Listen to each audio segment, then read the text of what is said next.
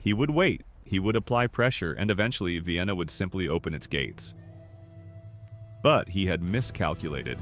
He didn't understand that desperation can create a strength that comfort never could. Every day Vienna survived made its defenders more determined, not less. The real horror, however, wasn't above ground. It was beneath it. Ottoman engineers were masters of siege mining, having perfected the technique over centuries. They began digging approach tunnels toward Vienna's walls, burrowing through earth like human moles, working by candlelight in claustrophobic spaces where men could barely breathe. The goal was to tunnel underneath Vienna's fortifications, pack chambers with gunpowder barrels, and detonate them to create instant breaches. This underground warfare was perhaps the most terrifying aspect of the siege. Vienna's defenders knew the Ottomans were digging, but they didn't know where. At any moment, an explosion might erupt beneath their feet, opening gaps in the walls for Ottoman assault troops to pour through. So Vienna's own miners began countermeasures, digging their own tunnels to intercept Ottoman mines, listening for the sound of enemy digging through the earth. When Christian and Ottoman miners encountered each other underground, the resulting combat was nightmare fuel. Imagine fighting in absolute darkness, in spaces so narrow you can barely swing a weapon, with earth collapsing around you, never knowing if the ceiling will hold or bury you alive. Men fought with knives, picks, shovels, anything that could kill in cramped quarters. They stabbed blindly, choked each other in the dark, died without ever seeing their killers' faces. Several times, the defenders found Ottoman mines just before they were supposed to detonate and flooded them or exploded them prematurely. Each time, a massive underground detonation shook the entire city, collapsing tunnels on both sides, entombing dozens of miners in instant graves. By early August, Vienna was dying slowly. The constant bombardment had reduced sections of the outer walls to rubble. Ottoman trenches had crept closer, now within a few hundred yards of the fortifications. Food supplies had dwindled to near starvation levels. Defenders ate rats, boiled leather, anything with calories. Water was rationed to barely enough to sustain life. Disease spread rapidly in overcrowded, unsanitary conditions. Dysentery, typhus, infected wounds. The city's hospitals overflowed with wounded and sick. Bodies piled up faster than they could be buried. The smell, a nauseating mixture of smoke, gunpowder, human waste, rotting corpses, and gangrenous wounds, permeated everything. Starhemberg himself was wounded in early August when stone fragments from a cannon impact tore into his shoulder. The surgeons dug out the fragments as best they could, but the wound wouldn't heal properly. It kept reopening, bleeding through his uniform. He refused to rest, continuing to tour the defenses daily despite obvious pain and increasing weakness from blood loss. His presence alone was worth thousands of soldiers. Men who were ready to surrender found new strength seeing their 70-year-old commander bleeding but unbowed. But privately, Starhemberg knew they couldn't hold much longer. His reports to Leopoldison grew increasingly desperate. "Send help or prepare to lose Vienna. We are dying by the hundreds daily. The walls are crumbling. Another month and we will fall." Leopold, safe in Linz, sent diplomatic letters to every Christian ruler he could reach, begging for assistance. Most ignored him. France was actually pleased to see the Habsburgs suffering, but one man responded, King John III, Sobieski of Poland. Sobieski was 54 years old, a veteran warrior who had spent decades fighting Ottoman forces along Poland's borders. He understood Ottoman tactics better than most European commanders and had defeated them in smaller engagements. More importantly, he understood what Vienna's fall would mean. Poland would be next. If the Ottomans broke through Vienna, they would sweep north into Polish lands with nothing to stop them. This wasn't about helping the Habsburgs. This was about survival. Sobieski assembled a Polish relief army of 20,000 soldiers, including the legendary Winged Hussars, Poland's elite heavy cavalry that had broken every enemy they'd faced in living memory. These warriors wore armor and carried lances, but their most distinctive feature was the wooden frames on their backs supporting eagle feathers that created an eerie whistling sound when they charged. The psychological impact was devastating. Enemies hearing that sound knew death was coming. But 20,000 Poles weren't enough. Sobieski needed German and Austrian reinforcements. He sent urgent messages to every German prince, every free city, every potential ally. And slowly, grudgingly, a coalition began forming. Not out of love for the Habsburgs, but out of terror of what would happen if Vienna fell. Duke Charles of Lorraine assembled imperial forces. Bavarian contingents joined. Saxon troops marched south. By late August, a relief army of nearly 70,000 soldiers was assembling north of Vienna, the largest Christian coalition army in generations. But they were still hundreds of miles away, and Vienna was dying. Inside Vienna, the defenders had been pushed back from the outer fortifications to the inner walls. Ottoman assault troops had breached several bastions and planted their crescent banners. Each time, Starhemberg personally led counterattacks to retake the positions, his wounded shoulder bleeding through makeshift bandages. The defenders were fighting in tattered uniforms, many barefoot because their boots had disintegrated. Ammunition was running critically low. Some defenders were down to their last few musket balls, forced to make every shot count. The psychological breaking point was approaching, that moment when human endurance simply fails and even the bravest men can no longer continue.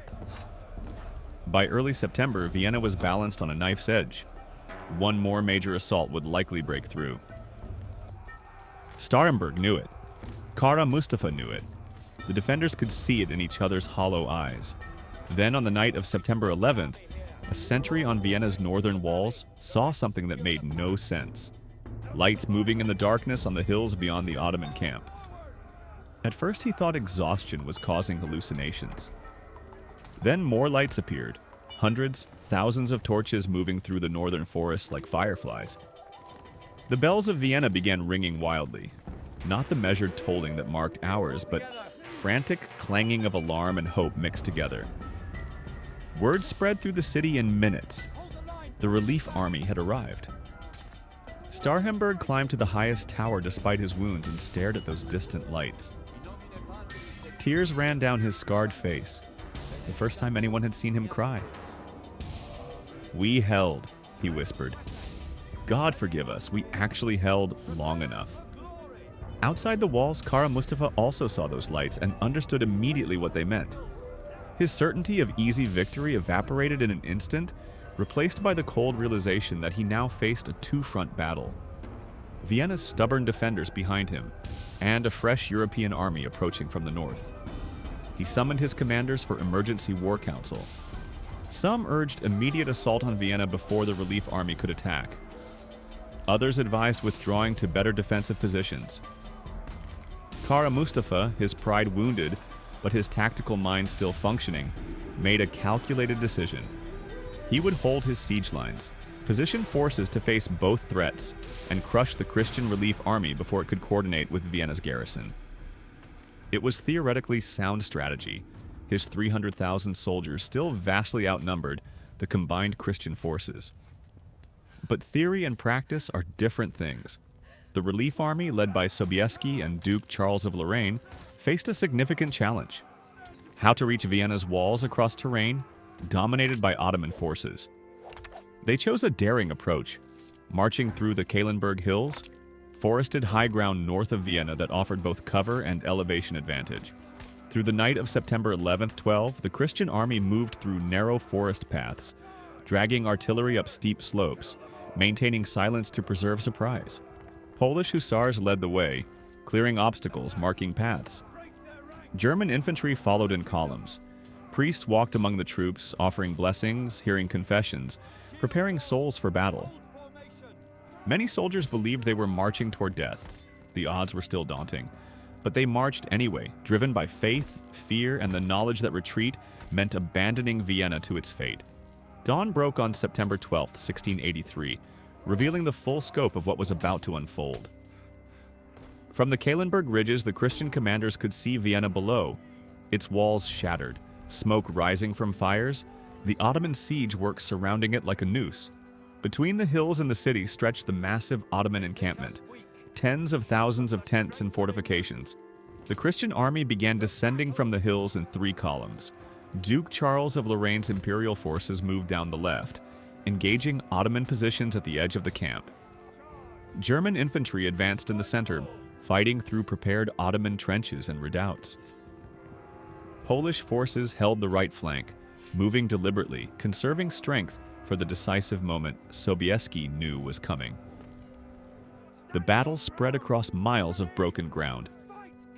Ottoman janissaries fought with desperate skill, knowing their empire's reputation hung on this day. They formed defensive squares, fired disciplined volleys, counterattacked when openings appeared. For hours, the outcome remained uncertain. The Christian forces advanced steadily but slowly, taking heavy casualties, while Ottoman lines bent but didn't break. By noon, the Christian army had pushed into the outskirts of the Ottoman camp, but the core remained intact. Kara Mustafa directed the defense from his green pavilion, sending reserves where Christian pressure intensified, personally encouraging wavering units. Inside Vienna, the defenders could hear the battle raging and launch their own attacks against Ottoman siege lines, trying to ease pressure on the relief army. By mid-afternoon, both armies were exhausted. The battle had been raging for hours under brutal early autumn sun. Men fought in conditions of indescribable chaos, smoke obscuring vision, thousands of combatants mixed together, commanders losing control of their units. This was the crisis moment. The Christian advance had stalled. Ottoman resistance was stiffening. If the momentum broke now, the relief army might be forced to withdraw, leaving Vienna to fall. Sobieski, watching from the heights, understood this perfectly. This was the moment he'd been holding his cavalry for, the instant when one massive shock could shatter an already wavering enemy line. He turned to his winged hussars and the massed Polish cavalry behind them. Approximately 3,000 hussars and 18,000 supporting cavalry, the largest cavalry force assembled in Europe since medieval times. Do you understand the magnitude of what was about to happen? 20,000 horsemen charging downhill in formation. It had never been done before on this scale, and would never be done again. The risk was enormous. Horses could stumble on the steep slopes. The formation could break apart. They could arrive at the Ottoman lines piecemeal and be destroyed. But Sobieski had trained his cavalry for exactly this moment. He drew his saber, a weapon that had killed in 100 battles, and pointed it downhill toward the Ottoman camp. Charge! The earth itself seemed to scream. 20,000 horses launched down the slopes in waves, the winged hussars at the front, their wooden frames creating that distinctive whistling roar that froze blood. The ground shook with impacts of thousands of hooves hitting earth simultaneously. Lances lowered in perfect formation, 18 feet of ash wood tipped with steel, angled to strike at chest height, designed to punch through armor and out the other side. The sight must have been apocalyptic from the Ottoman perspective. A tide of armored horsemen descending like an avalanche. The sound of their approach drowning out everything else. Dust rising behind them like the clouds of doomsday. The Ottoman lines tried to prepare, janissaries forming hasty squares, cavalry attempting to form countercharge formations. But there wasn't enough time. The Polish cavalry hit the Ottoman positions with force that defied description. The front rank of hussars struck like a hammer blow from God himself. Lances impaled men and horses, the momentum of the charge carrying straight through Ottoman formations. Warriors who had stood firm against infantry assault broke and ran before cavalry they couldn't stop. The second wave of Polish cavalry crashed into the gaps the hussars had created, widening breaches, spreading chaos. The third and fourth waves exploited the confusion, turning organized Ottoman resistance into scattered groups fighting for survival. Within 30 minutes, the largest cavalry charge in European history had accomplished what hours of infantry combat couldn't. It shattered the Ottoman army's cohesion and broke their will to resist. Kara Mustafa watched his army disintegrate. Units that had fought with discipline all day suddenly fled in panic. His elite Janissary reserves, which he'd been holding for a final counterattack, were swept away by the cavalry tide. His artillery was overrun before crews could even fire. The Grand Vizier tried desperately to rally his forces, riding among fleeing soldiers, shouting orders that nobody heard over the chaos. But it was useless. The Ottoman army, that massive host that had seemed invincible just hours earlier, was routing. Soldiers threw away weapons and ran. Officers abandoned their commands. Entire units dissolved. The retreat became a stampede as tens of thousands of Ottoman soldiers fled south and east, abandoning tents, supplies, artillery, everything that would slow them down. The Polish cavalry pursued for miles, cutting down fleeing soldiers, capturing thousands of prisoners, seizing massive quantities of treasure that Kara Mustafa had been collecting to present to the Sultan after Vienna's fall. By sunset on September 12th, the Battle of Kahlenberg was over. The plains around Vienna were carpeted with Ottoman dead. Estimates range from 15,000 to 30,000 casualties, though accurate numbers are impossible. The once mighty Ottoman camp was in ruins, tents burning, banners trampled in mud, supplies scattered across miles. When the smoke finally cleared, Vienna was no longer under siege. It was liberated. Inside the city, the reaction was initially disbelief. The bombardment had stopped. The assault troops had withdrawn. Through the shattered gates came Polish and German soldiers, exhausted, bloodied, but victorious. Vienna's defenders, who had been bracing for final desperate combat, suddenly found themselves survivors rather than martyrs. The emotional release was overwhelming. Men who hadn't cried in 2 months sobbed openly. Families searched desperately for loved ones, not knowing who had survived. Priests moved through the ruins offering prayers of thanksgiving, mixed with mourning for the dead. Starhemberg, barely able to stand from wounds and exhaustion, insisted on personally greeting Sobieski when the Polish king rode through Vienna's gates. The two men embraced, the old Austrian defender and the Polish rescuer, both understanding how close Europe had come to catastrophe. Sobieski's words were simple. "We came as soon as we could. You held the gate until we arrived. Europe owes you everything." Starhemberg's response was equally direct. "We held because we had no choice.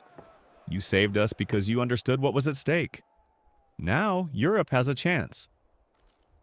There were no grand celebrations that night. Vienna was too damaged, too filled with dead and wounded, too exhausted. But across Europe, as news of the victory spread, bells rang in every church from Rome to Krakow, from Venice to London. The impossible had happened. The Ottoman juggernaut had been stopped, then routed. Christian Europe had faced what seemed like certain extinction and survived. The psychological impact was immense. For generations, the Ottoman Empire had seemed invincible, an unstoppable force that would eventually conquer all of Europe. Vienna's survival shattered that inevitability. European rulers who had been preparing for Ottoman domination suddenly saw weakness and opportunity. The balance of power had shifted fundamentally. For the Ottomans, the defeat was catastrophic on multiple levels.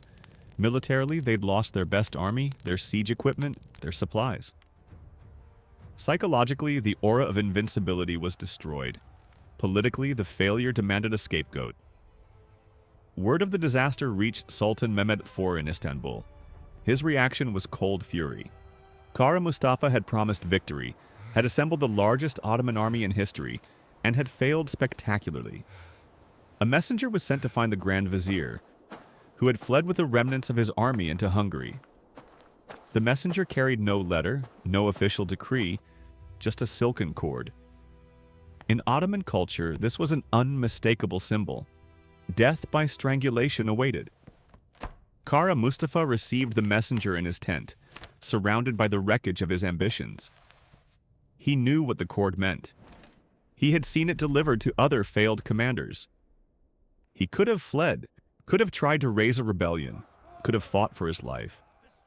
Instead, he accepted his fate with Ottoman fatalism. He bowed his head, allowed the executioner to wrap the cord around his neck, and died without protest. The man who had commanded 300,000 soldiers and dreamed of conquering Europe died alone in a tent, strangled by his own empire's justice. His death marked the end of Ottoman offensive operations into Europe. The empire would fight defensively for another 2 centuries, would win occasional battles, would remain a significant power. But never again would they threaten the heart of Christian Europe. Vienna 1683 was the high watermark, the furthest Ottoman expansion would ever reach. After Vienna, the tide turned. Within years, a holy league of Christian nations would begin rolling back Ottoman conquests. Hungary would be liberated. Belgrade would be recaptured. The empire that had seemed poised to conquer Europe would spend the next 2 centuries in slow decline. For Sobieski, the victory brought legendary status. He returned to Poland as the savior of Christendom, celebrated in every European court. The Pope wrote him personal letters of gratitude. Poets composed epics about the cavalry charge. Artists painted dramatic canvases showing hussars descending from Kahlenberg Hills. But Sobieski himself was remarkably humble about the victory. He understood that Vienna was saved not by any single factor, but by the convergence of Starhemberg's stubborn defense, European unity at a critical moment, Ottoman overconfidence, and perhaps fortune or divine providence. He would die 12 years later in 1696, still regarded as one of Europe's greatest military commanders. Starhemberg survived his wounds but never fully recovered. He remained in Vienna overseeing its reconstruction until his death in 1701. The city he saved built monuments to his memory, statues, plaques, streets named in his honor. But perhaps his greatest monument was simply the fact that Vienna survived, rebuilt, and grew into one of Europe's great capitals. The Vienna we know today, city of music, art, culture, and history, exists because 15,000 defenders refused to surrender in the summer of 1683. The Second Siege of Vienna stands as one of history's most significant turning points, a moment when the trajectory of entire civilizations hung in balance, and the outcome was decided by courage, unity, and one spectacular cavalry charge. It proved that numbers alone don't determine destiny, that defensive determination can withstand overwhelming offense, that divided peoples can unite when facing extinction. The echoes of those 60 days still reverberate. Every time we discuss the balance between East and West, between different civilizations and faiths, we're walking ground shaped by what happened at Vienna in 1683. The modern world, with all its complexities, its tensions, its ongoing dialogues between different cultures, was partly forged on those walls where Starhemberg's defenders held the line, and on those slopes where Sobieski's cavalry charged into legend. Now you know the story of history's most legendary cavalry charge and the impossible siege that preceded it. The 60 days that saved European civilization from extinction. If this tale of desperate defense and heroic rescue thrills you, if you want to explore more moments when courage defeated mathematics and unity triumphed over division, then subscribe to Flow of History right now. We bring you the epic turning points that shaped our world, from medieval sieges to ancient battles, from impossible stands to legendary charges. These aren't just historical facts, they're stories of human determination at its absolute limit. Join our community of history enthusiasts who understand that the past explains the present. Hit subscribe for Flow of History because more incredible tales of survival, heroism, and civilization-defining moments await. You won't want to miss what's coming next.